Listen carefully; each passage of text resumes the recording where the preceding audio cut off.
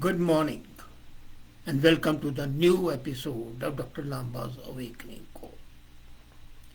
Recently, the central government of India issued an order, and the order was a legal order whereby the BSF operations, Border Security Force, they were extended, enhanced in 3 provinces of India, 3 states, and they were reduced in some states, thereby creating a uniformity in the operations of BSF.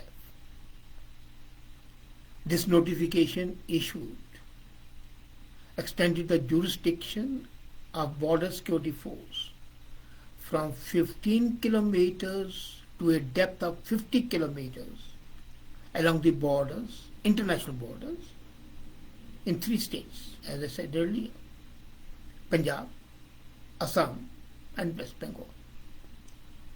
And the result was a political hullabaloo, noise, cacophony,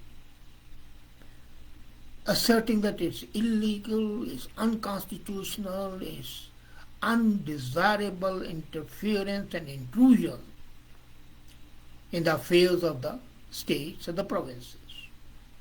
The chief ministers of Punjab and Bengal condemned what they called Government of India's unilateral decision to give additional powers to BSF. They also called it a direct attack on federalism. Now, before I proceed further, let me tell them that it was not an attack on the federal principles, because the federal structure is so structured in India that all the residuary powers are with the center. There are state powers, there are central powers, there are concurrent powers, and then the rest of the discretionary powers are with the center. Thirdly, the protection of the country from the enemies outside lies with the federal government, the defense of the federal government, and the borders, safety, security is not a police function, it's a function of the defense services. And for this purpose, a paramilitary force called the Border Security Force, BSF, was specially created. So, since the responsibility is of the government and the technology has changed, earlier the arms, for example, were smuggled by people traveling, or by the mules or the animals or the human beings. Now the drones are bringing it, and they can easily overfly, and no police force has the capability of catching them. So to say that it impinges on the federal structure is, to say the least, lunatic. Now let's understand the facts. It's very easy for the politicians to cry havoc, create resentment in the minds of the people, and that not for the national good, but so that they can garner some votes and continue to stay in power. So let's understand the facts to be able to assess the need and the propriety of the government order. The last notification of the government, Ministry of Home Affairs, was on July 3rd, 2014, which defined the jurisdiction of BSF and stated that the force would operate in the entire 100% area covered in the states of Nagaland, Manipur, Mizoram, Tripura, and Meghalaya. So even if the police service was there, which was there, the power of BSF was extended throughout the states without any hesitation. In Gujarat, the jurisdiction was, would you believe it, not 15%, it was 80 kilometers from the border. So, what is the problem then? And in Rajasthan, it was 50 kilometers. which it remains even now. In Punjab, Assam and West Bengal, it was up to a depth of 15 kilometers. So, the new jurisdiction order issued on October 11 shows that there is no change in the northeastern states and Rajasthan. They remain as they were. In Gujarat, the jurisdiction has been reduced from 80 kilometers to 50 kilometers. Rajasthan already had 50 kilometers. The controversial change has been in Assam, West Bengal, and Punjab, where the jurisdiction has been increased from 50 kilometers of the borders to 15 to 50. It's a part of the notification which has generated controversy. A needless controversy, of course. It's a fact that the criticism made by the chief ministers of Punjab and West Bengal is amazing, and both states are governed by non-BJP governments. Assam, West Bengal, Punjab have international borders. Let's not deny that. The threat perception now, according to the intelligence services, always is taken into consideration, and threat service not only from the Indian intelligence point of view, but also as perceived by the different intelligence agencies of the world, friendly countries. And that has undergone a sea change in the context of the recent developments in Afghanistan and in the whole region of Afghanistan, Pakistan, and as well as China. So radical groups of different shades are feeling emboldened, and we have seen that already in Jammu and Kashmir. For the last 9 days, almost a running guerrilla war is being fought. So they are making a determined attempt to destabilize India through destabilizing Punjab. There have been several attempts to drop weapons from the drones. Then came the seizure of 3,000 kilograms of heroin that originated from Afghanistan on September 12. Then killing of 5 personnel in Jammu and Kashmir on October 11. These are indications of the coming events which will be terrible for India. And in case Indian government had not taken the action to forestall and counter these activities, then we would have blamed the government for sleeping. And when the government has taken action, we blame them for interfering in the provincial affairs. We have got to ensure that the Pakistan-sponsored terrorist groups are active, and they are particularly Lashkar-e-Toiba and Jaish-e-Mohammed, and they are renewing their onslaught in the border states. We have seen in West Bengal what has happened. In West Bengal, we have seen the demographic change thanks to the leader's accommodative attitude. Mamata is very accommodating to the illegal immigrants. Assam faces multiple problems of ethnic insurgencies, smuggling, counterfeit currency, drug trafficking. And Punjab is on the same side, it's going the same way. Under normal circumstances, it would have been possible for the state police of the border states to deal with the problem. However, let's not deny that the police across the country, I'm not talking of any state, but across the country, they are in fact still in the state of atrophy. And they need the assistance of the central armed police even for maintaining normal law and order. As such, their effectiveness against the emerging transporting threat cannot be accepted. If they cannot even have sufficient control of the drug consumption, for example, in Punjab, and that's becoming the drug heaven. That means they cannot be protecting the state from the malevolent intentions of the enemies. And it is in this connection that the government of India decided to extend the jurisdiction of BSF in 3 states.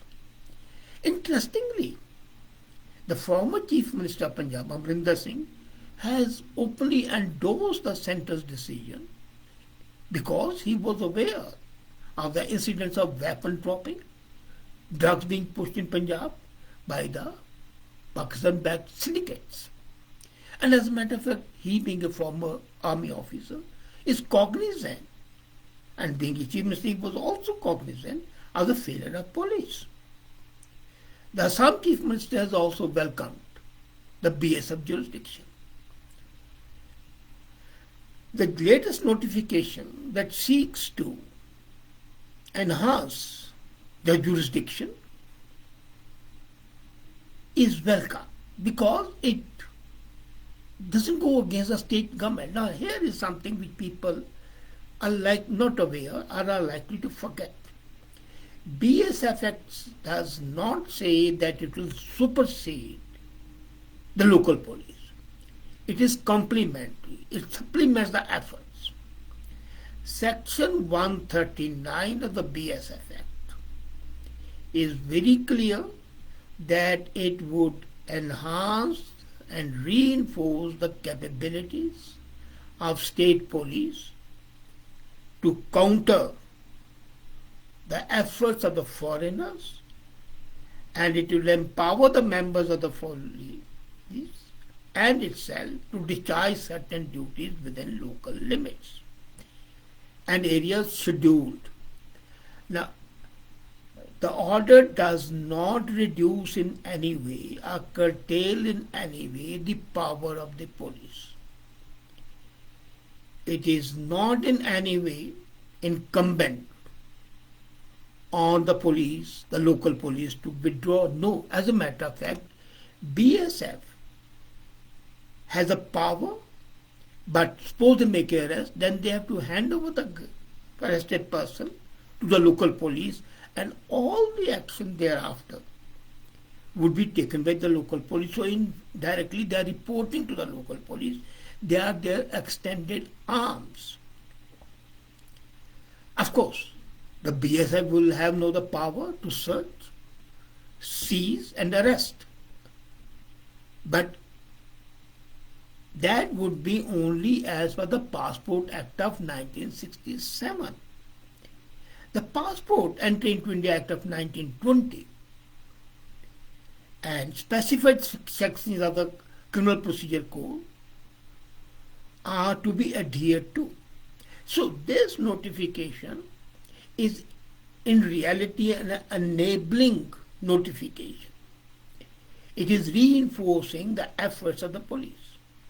It strengthens and complements, as I said, the efforts of the state police, and that I'm quoting from the Act itself. Secondly, BSF would be handing over, as I said, the accused, together with the contraband, to the local police. Power to register the FIR and then further investigate the case is not with BSF but with the local police.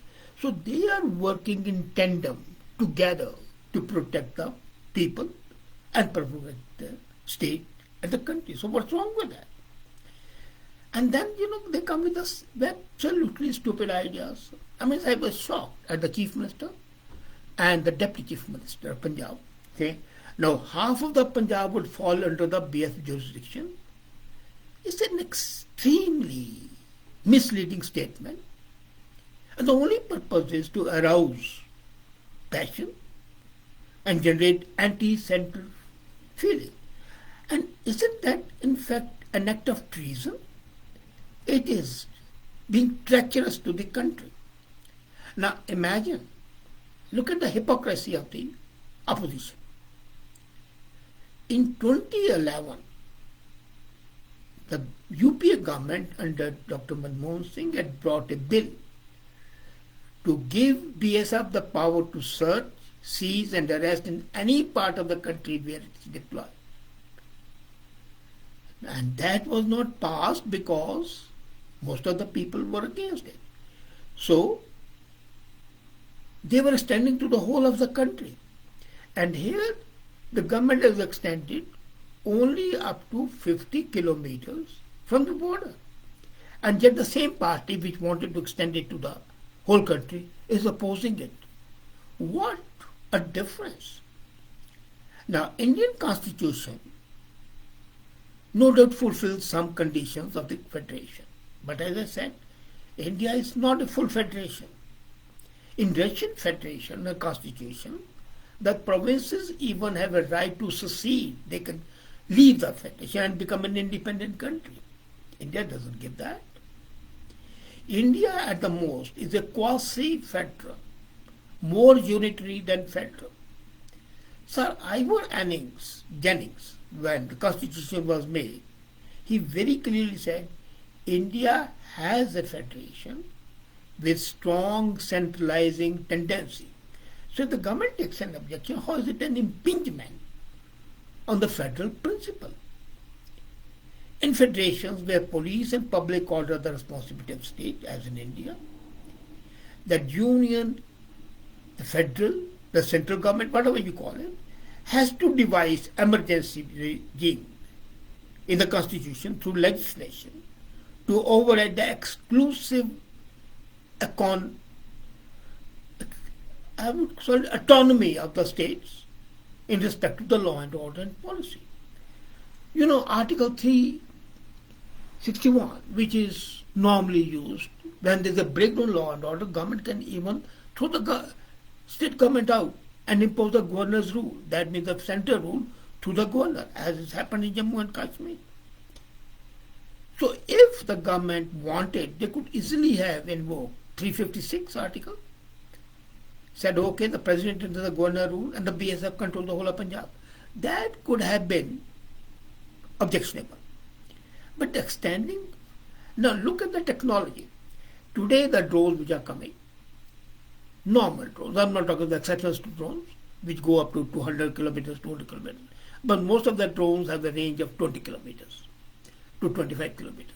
So if the original jurisdiction is maintained, then those drones can easily come to 50 kilometers and then drop the drugs and the guns.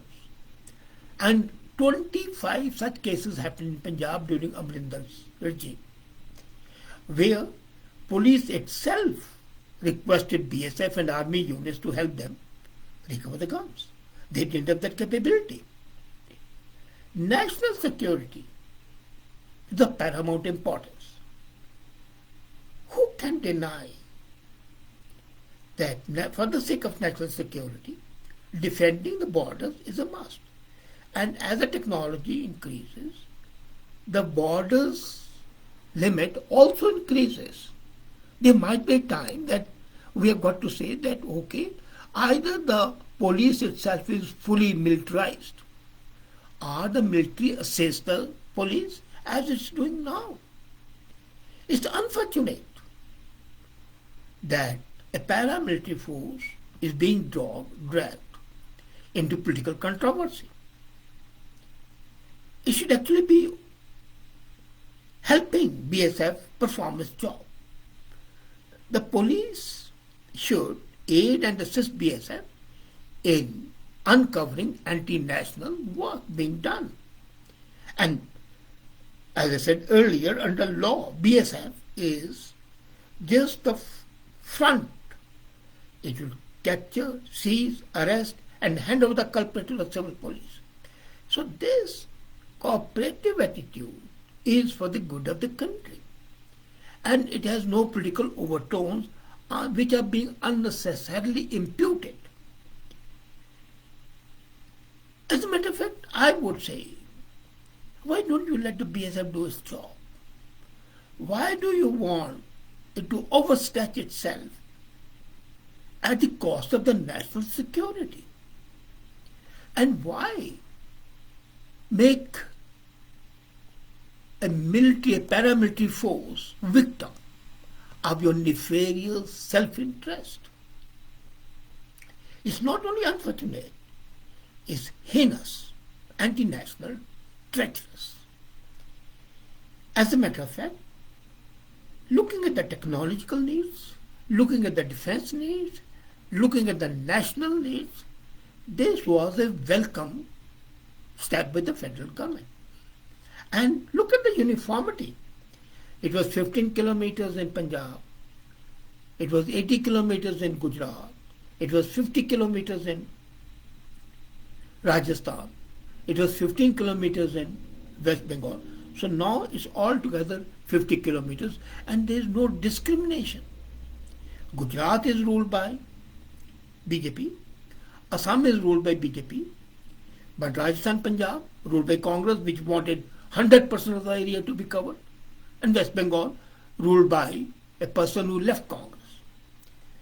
So basically, this uniformity would remove any incongruity, any hassle, and the smuggling, gun dropping,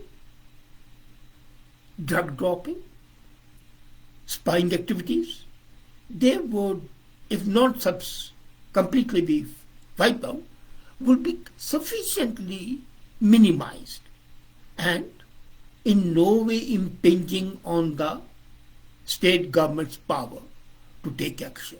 As a matter of fact, the action would still be with the state government authorities. They are getting some extra help and they are objecting to that. Isn't it nauseating?